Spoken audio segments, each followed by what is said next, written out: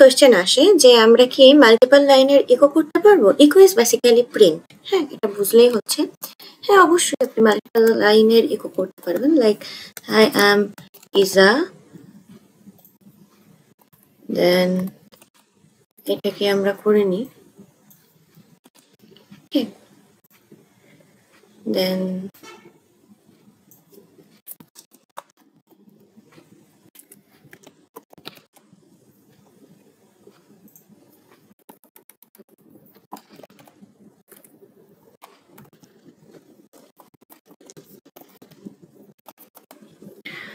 তো দেখি কি অবস্থা।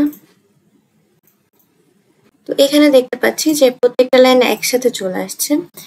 আমরা একটা কাজ করি, আমরা হচ্ছে ব্রেক দেই। ওকে, সো ইকো কিন্তু এখানে দেখেন একটা মিস্টেক হয়ে গিয়েছে। এখানে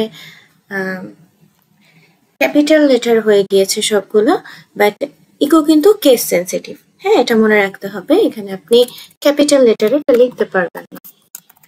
সো আমি হচ্ছে ব্রেক লাগাচ্ছি। ওকে,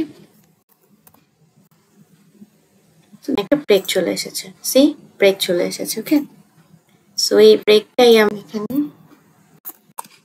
ওকে, yes, it's done.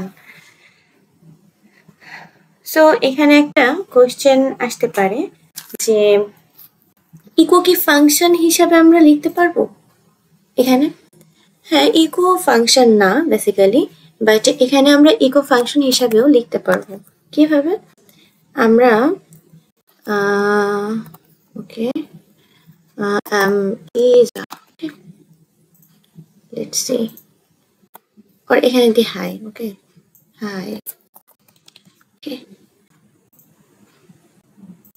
C, run হচ্ছে। ওকে, তো ইকোকে আমরা ফাংশন হিসাবে এভাবে লিখতে পারি, বাট ইকো কিন্তু কোনো ফাংশন নয়।